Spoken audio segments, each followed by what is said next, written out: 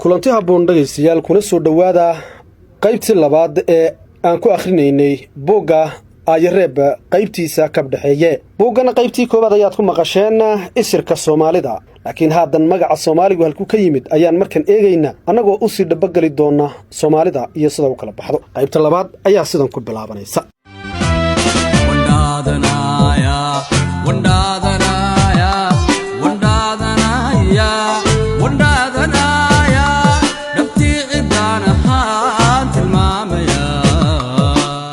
taariikhda magaca Soomaali isir iyo dhaladba halka uu ka soo jeedo taariikhyahanada Soomaaliyeed waxa ay sheegaan dood iyo gooh badani ka jiro haddaba magaca Soomaali waxa lagu sheegaa in hortaba la maqlay qarnigii 9aad ama 10aad ee miilaadiga wuxuuna si fiican u soo shacbaxay qarnigii 14aad ilaa qarnigii 15aad haddaba magacaan kor ku soo sheegnay Soomaali ayaan la foofaynaa isla markaana aan falaqaynaynaa magacii Berbera ee dadka qalaadwaagii hore u yaqaaneen Soomaalida waxa bedelay magaca Soomaali kadib markii Islaamku uu soo gaaray deegaanka waqooyiga Geeska Afrika halka oo ay ka bilaabantay bulsho cusub oo muslim ah bilowgii qarnigii 14aad dadka qalaad wuxuu Soomaalida u yaqaanay Berber waxaana ka mid ahaa Ibn Battuta oo maray dhulka Soomaalida sida Saylac iyo Muqdisho 1300 tirsiga miilaadiga qoraalka u horeeya ee ilaa hadda la hayo ee uu ku xusan yahay magaca Soomaali waa hees libineed lagu ammaano boqorka Xabasha Nigus oo guulo badan ka soo hooyay la dagaalanka muslimiinta saldanadii Ifaat ee waaga xarunteedu ahayd Harar boqorkii Islaamka ee la oran jiray Sacdudiin iyo dawladdii Xabashidu ka guuleysatay kolkaas baa loo tiriyay tix ay intani ka mid ahayd Soomaaliyinnaagar Soomaali nigarow u sheeg Soomaalida Soomaaliyinnaagar Soomaalidu ha hadasho inkasta oo taas uu diiday qoraagii Soomaaliyeed ee Cabdiqaadir Arooma oo sidan yiri kutubta reer Yurub ku qoreen in magaca Soomaali soo ifbaxay qarnigii 14aad taas oo laga soo wariyay dadkii Itoobiyaanka ahaa wuxuu u muuqdaa been abuur lagu talax tagay laguna tala galay in mujtamaca caalamka lagu marin habaabiyo isla markaana lagu xaqiro laguna daboolo taariikhda filka weyn ee Soomaalida siday doontaba ha ahaatee nimanka taariikhda u dhuun daloola waxa ay sheegaan in magaca Soomaali uu soo baxay markii heestaas la qaaday hase yeeshee niman badan oo aqoonyahan ah waxa isku raacisan yihiin in Soomaali uu ka mid yahay Samaale oday reero badan ay ku abtirsadaan dadka uu abtirsiga dheer 40 oday bay u tirsadaan odayga Samaale haddii ay taasi dhab tahay waxa lagu qiyaasi karaa qarnigii 10aad ee miilaadiga waqtiga uu noolaa odaygaasi Samaale al-Idris 1145 wuxuu qoraalkiisa ku xusay in deegaanka waaga ay ku noolaayeen dad la yiraahdo Hawiye haddii qabiilka Hawiye uu markaa jiray oo imikana ku abtirsado irir Samaale taa wax lagu garan karaa in magaca Samaale uu jiray ka hor qarnigii 12aad ee miilaadiga dhulkaygu Afrika deehaygu waa madow nabtii waxanahay Islaam siyaabo kala duwan loo macneeyaa asalka magaca Soomaali ama Soomaali kuwaasoo badankoodu ku dhisan yahay mala awaal ama wax loo yaqaano fasiraad caama malaha raadraac ama markhaati cad oo aqli gal ah marka laga reebo dhowr micno oo leh waxoogaa raadreebyo ah waana kuwan macnayaasha laga bixiyay iyo sida loo dhigayba Soonmaal ama Soomaal sab iyo sacmaal Soomaali Samaale Samahatu iyo Soomaali iyo wixii la mid ah dhulkaygu Afrika deehaygu waa madow nabtii waxanahay Islaam dhulka imika aynu degannahay waxaa soo maray diimo iyo caadooyin badan waxaana mar maamuli jiray diinta Cibriyada ee Yuhuudda taana waxa ka dambeysay Masiixiyada Nasaarada haddaba dhulkan waxaa jiray 3 boqor oo la kala oran jiray boqor hilowle horor iyo bucur bacayr labo waxay ku noolaayeen dhulka soomaalida mid kalena dhulka yemen saddexdu sannadkiiba mar ayay isbuuqan jireen waxayna isku buuqan jireen meesha la yidhaahdo qalcadda hilowle oo ku taalla meel u dhow tuulooyinka xariirad iyo arowseel ee soomaaliya waxaana halkaas sannad walba lagu qaban jiray ciyaaro marka lagu sii socdo ayaa la odhan jiray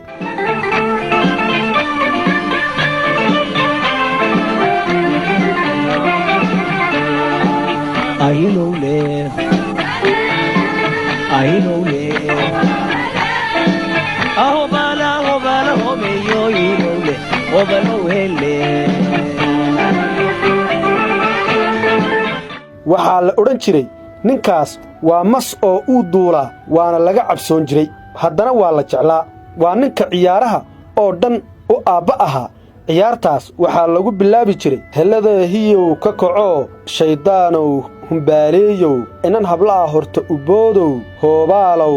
ku yeedhow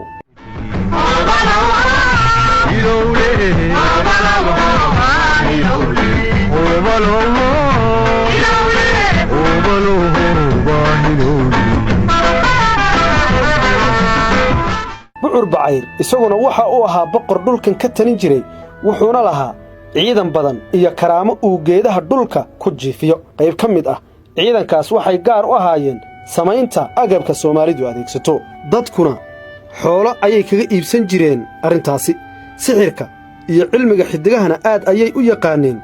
isaga iyo dadkiisuba hubka iyo agabka nolosha loo isticmaalona ayaga ayaa samayn jiray boqor bucur bacayr wuxuu gabdhaha la aroosayo haysan jiray muddo 7 habeen ah raggoodana 7 shay oo aqalku ka maarmin ayuu keena odhan jiray waxaa kale oo ka qaadi jiray 7 halaad 2 halaad isaga ayaa qaadan jiray 5 soo hadhayna ninka ayuu celin jiray intaad qalabkaas oo dhan keenaysid gabadhu halka ayay fadhin ayuu odhan jiray 7 shay cishaba midkeen ayuu odhan jiray marka kala 7daa shay waxay ahaayeen kebed saan dheri kabo kabatole mudac iyo qarid mid kasta oo agabkaas ka mid ahna qiimo ayuu lahaa oo kabadda wuxuu ku qiimeeyey 7 halaad saantana 5 halaad kabahana 2 halaad intaa marka la keeno ee dadkiisii laga soo iibsado ayaa gabadha loo hoyn jiray ninkeeda saddex naga dhaxeeyaan dhowraya dhagalayda xeerkaan ilaaliya saddex naga dhaxeeyaan dhowraya dhagalayda xeerkaan ilaaliya arrimaha oo sidaas ah ayay culimmo diinta islaamka faafinayay timid dhulka culimmadaasna waxaa ugu horreeyey sheekh yuusuf alkawnayn oo saylac markii uu yimid lagu yidhi annagu boqor aan ku kalsoonnahay baan leenahay oo geedaha dhulka jiifiya ee ma ka celin jiifka wuxuu yidhi maya sidaa kari maayo kolkaas baa loo celiyey ka teg dhulkayaga ninku wuu kaa karaamo weyn yahay sheekhii dib ayuu ugu noqday oo dhulka carabta ayuu tegey gaar ahaanna shaam dadkiisii ayuu u warramay waxaana lagula soo teliyey sheekhii inuu horta meesha tago oo uu dego dadkana ka mid noqdo oo uu ka guursado gacalana noqdo oo uu dad gaar ah tababaro sheekhu markii ayuu soo noqday oo wuxuu ka guursaday reer madigaan ah oo kolkaas lahaa boqortooyo caan ah culummo dadkiina waxaa loo kala saaray 3 qaybood oo kale ah waranley oo reer miyi ah 2 waabley oo ganacsato iyo reer magaal ah iyo wadaaddo diinta faafiya intaa kadib bucur bacayr baa dagaal lagu qaaday waase la kari waayey muddo ayaana la ishor joogay dadkii yibraha ahaa ee bucur bacayr boqorka ahaa waxaa loo yaqaannay sab markaas buu sheekh yuusuf alkawnayn ku taliyeyn dagaalka la qaado bisha soon waxaana la qaatay taladii sheekha dagaalkaas waxaa iska hori keenay sab oo ahaa ciidankii bucur bacayr iyo dadkii soomanaa kuwaas ayaana soonmaal la yidhi sidaas ayuu ku yimid magaca soomaal ama ku baxay ayay dadka qaar qabaan culimmadu waxay halkudhig ka dhigteen khud yaa ardullaah ciidanka bucur bacayrna waxaa lagu jebiyey meesha la yidhaahdo banjarar oo u dhaxaysa dharwanaaji iyo bowrama waxaa kale oo la sheegaa in isla ciidanka bucur bacayr lagu jebiyey meel ku dhow dambal oo iyadana la yidhaahdo banjajar halkaas ayaa lagu qabsaday carruurtoodii intii hadhayna jigjiga ayaa lagu ururiyey sheekha la yidhaah abaadir ayaa lagu yidhi abaadir oo ka dhigan soo ururi waana halkay ka timid abaadirow soo ururi caashaqa oo waa kii xasan aadan samatar lahaa isagoo tix raacaya sheekadani sida tan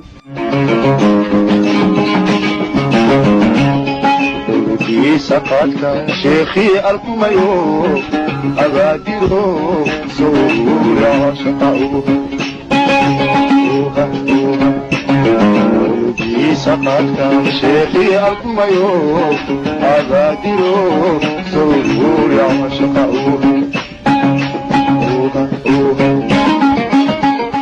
bucur bacayr markii la jebiyey waxaa dadkiisii lagu xukumay in geel lo' iyo adhi ba aysan dhaqan karin soomaalidu waxay sheegaan in idaha gorodda ah uu keenay sheekh yuusuf alkawnayni taasna waxay ka dhigan tahay in xoolihii bucur bacayritaalka ku qaadanaya loo celiyey dadkii dhulka ku noolaa ee uu boqorkaasi awoodda ku muquuni jiray maalinta laydhaa jimco barkhadle ee lo'da xuska loo samaynayo waa maalintii dadka soomaal ay u madax bannaanaadeen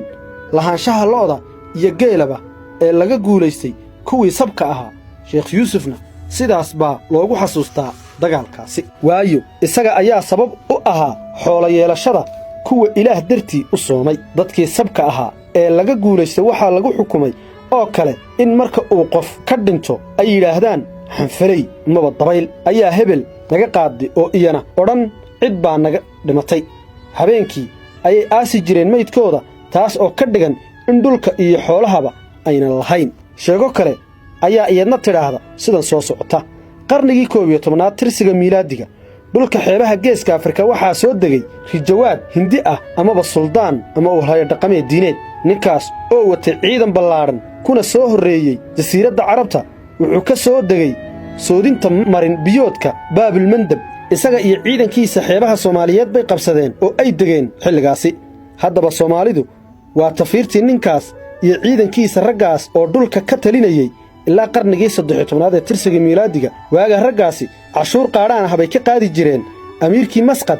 oo ah waddanka cumaan muddo kadib amiirkii masqad ayaa diiday inuu bixiyo cashuurta wuxuuna soo gudbiyey inuu dagaal ku soo qaadayo xeebaha soomaaliyeed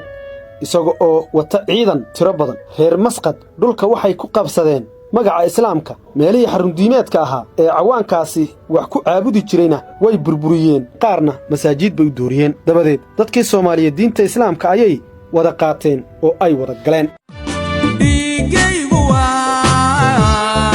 kushitig Soomaali Soomaali Soomaali Itoobiya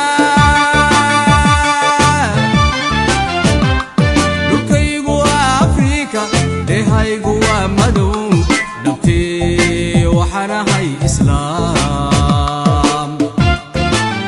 niman ka mid ah ciidanka ingiriiska oo sargaallo ah kana shaqeeya sawiridda xuduudaha juqraafiga ee soomaalida ayaa sheegay in ay arkeen badh ka mid ah raadka hadhay xarumihii cibaado ee hindida cawaanka ahayd ee kor ku soo sheegnay sidoo kale niman baadha cilmiga afka ayaa sheegay in iyaguna ay afka soomaalida iyo afka hindidu ay aad isku sawaabiyaan arrinkaana wax badan caddaymo u noqon kara bay soo ururiyeen waxaa iyana jirta sheeko kale oo caan ah oo laga wariyey nin carab ah oo la odhan jiray xasan maxamuud cabuud iyo nin kale lagu magacaabi jiray mister cox 1896 waxna ka qoray abtarsiga soomaaliyeed sheekadu waxa ay leedahay sida tan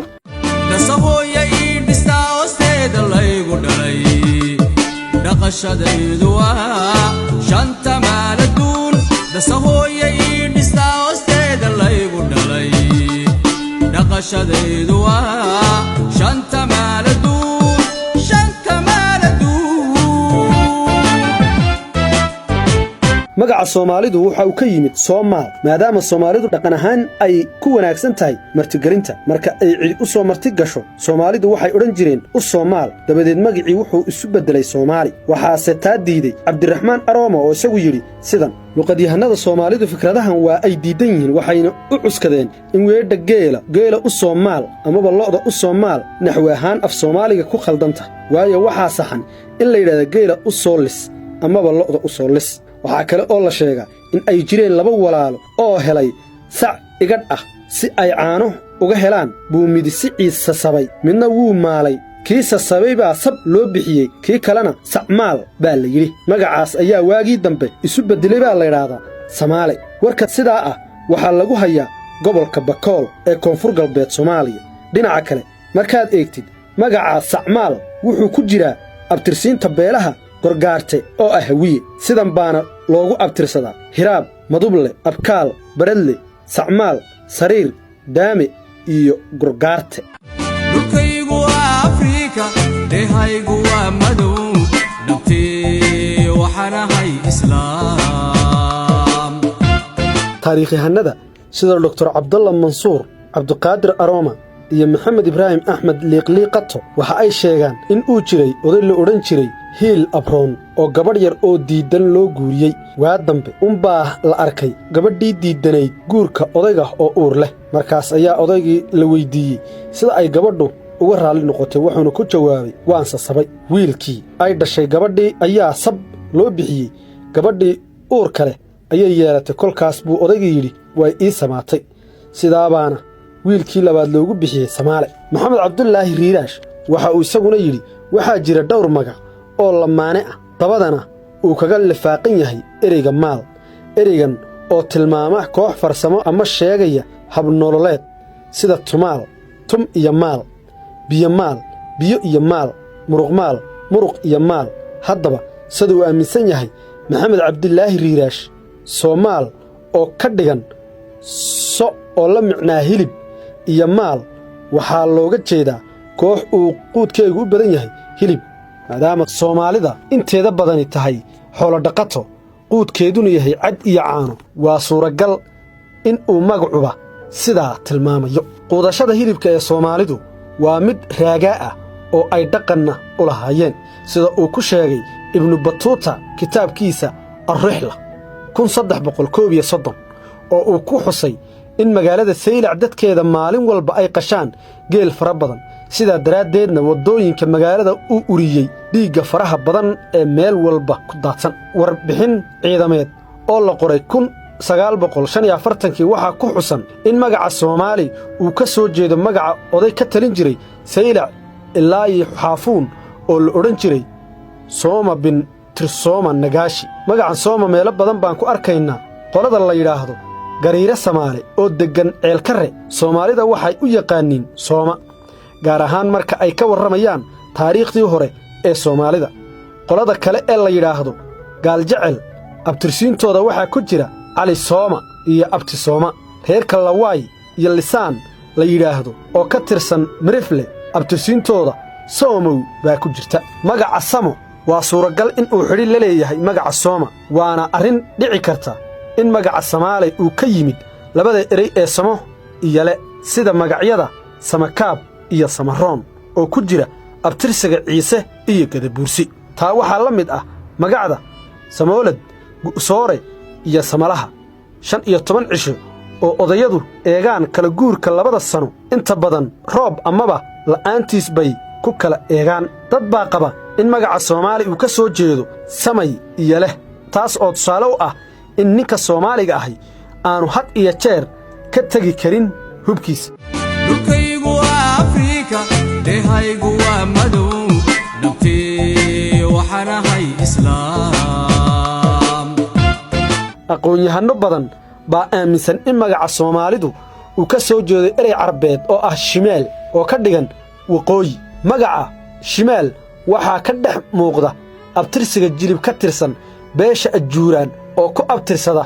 sidan waalmugge ajuuraan balcad lawle shimaal caaqil binu cabdilmudalib waxaana arrintani lagu xusay buugga laydhahda qaamuusulmuxiid juskiisa 3aad bogga 398 waxaana ku xusan magaca sumaal oo dhowr oday loo yaqaannay kow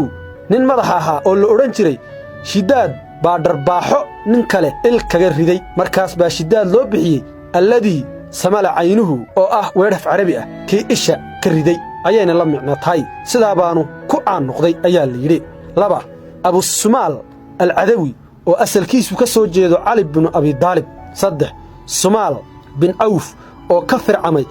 asxaabigii bin mascuud siyaal bin sumaal alxariish khaalid bin yasiid bin sumaal waxaa taariikhda ka dhex muuqata in magaca Soomaali ee carabtu weli ugu dhawaaqdo Soomaal sidoo kale islaamineedii xabashida xabash magacu Soomaali buu ahaa waxaa jira qolo Yemeni ah oo la yiraahdo Soomal iyo meel magaceedu yahay waadi Soomaal amaba Soomal oo u dhow caasimadda Yemen ee Sanca dhankeeda waqooyi galbeed dadka arinta wax ka qoray waxa kamid ah ragab taariikhyahanka Sheekh Axmed Cabdillaahi Riiraash waxa uu yiri waa suuragal in togaasi uu ahaa dhulkii odagii Soomaali taana waxa u daliil ah in dawladdii Saylac ee uu ka madaxa ahaa Umar Walasmac ay muddo badan ka talin jirtay ilaa Sanca Sheekh Axmed wuxuu inta raaciyay war carabtu waraso oo ka soo fulay ila xoog badan baa sheega kaas oo ah qoraal aan la daabicin oo gaboobay qoraalka ciwaankiisu wuxuu yahay hayaankii jasiiradda bilowga islaamka iyo barqadiisii qoraalkaas oo uu qoray nin Yemeni ah oo la yiraahdo Maxamed al-Najdi waxaa ku xusan in magaca Soomaali uu yahay Usmaan Maxamed Xambal al-Mahdi Axmed Maxamed bin Aaqil bin Daalib Riiraash wuxuu sheegay in magaca Soomaali amaba Soomal oo ahaa nin degi jiray tog la yiraahdo Soomal oo ku yaala waqooyiga Sanca ee dalka Yemen warkaasi waxa kale uu sheegay in uu Usmaan u soo hayaamay dhulka Afrika qarnigii 3aad ee hijrada si uu ugu yimaado aabihii oo uga soo horeeyay qaaradda kolkaas kadib ayuu degay dhulka oo uu ka guursaday gabadh reer Xaam ah oo u dhashay 9 wiil oo ay ka farcameen qolooyinka Soomaalidu dhulkaygu waa Afrika dhehaygu waa madow nabtii waxaan ahay islaam Riiraash oo hadalkiisa sii wata ayaa yiri sidan magaca Soomaali markuu sidaa yahay haddana Soomaalidu dalad ahaan waa 3 isir oo kala ah Carab Sinji iyo Xaam kuwa carabtu waa kuwa ka yimid koonfurta jasiiradda Carabta iyo Ardul Xijaas kuwaas oo ka soo talaabay badda cas iyo Baabil Mandab waayadii hore iyo xilliyada dambaba Xaamigu waa dad kuushitig ah magacaas oo ahaa Kooshin markii hore oo imika lala baxo sida magaca Soomaali loola baxo kuushiyintu dhulkan ayay u soo hayaameen 5,000 ilaa 7,000 oo sano ka hor dhalashadii Ciise reer Xaam waxaa ka horeeyay hirar Saanuuj ah oo aan la garanayn xilliga ay dhulkan soo degeen Saanuuj oo u kala baxda dalad iyo Bantu haddaba Saanuuj kuma uu reebin raad weyn dhulkani sida ugu reebeen dadyawii kala gaar ahaan kuushiyintu kitaabka Ciidul Daruus oo la qoray 1954 boga 27aad iyo 281aad waxaa isna ku xusan in odayga Soomaali magaciisa hore uu ahaa Usmaan bin Maxamed aabihii oo ahaa Maxamed baa ka soo hayaamay Masar isagoo la socday ciidan dawladda Masar gargaar ugu soo dirtay muslimiinta bariga Afrika oo la dagaalamayay dadkii aan diinta Islaamka haysan xilligaasi Maxamed dagaalkaas buu ku geeriyooday wuxuuna ku aasan yahay Yurkud oo ku taala gobolka Bakool meel u dhaxaysa degmada Baydhabo iyo degmada Luuq Soomaali oo magaciisu yahay Usmaan baa maqlay geeridii aabihii ku timid isaga oo ku sugan dhulka Yemen wuxuuna u soo hayaamay bariga Afrika qarnigii 3aad ee hijriyada dabadeed wuxuu guursaday gabadh u dhashay 9 carruur ah kuwaas oo loo yaqaan 9ka ilmo Soomaali dhulkaygu waa Afrika dhehaygu waa madow nabtii waxaan ahay islaam haddaba qaybta 3aad ee buugani waxaan ku eegaynaa abtirsiinta Soomaalida iyo sida ay tahay iyo qaabka Soomaalidu arintaasi u aaminsan tahay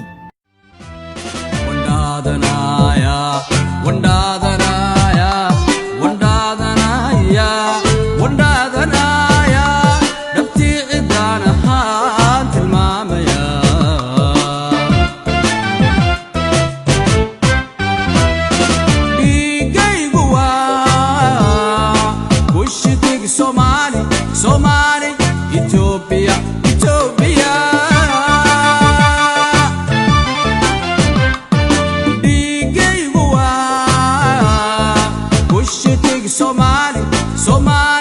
Somali Ethiopia dhulkaygu waa Afrika dhehaygu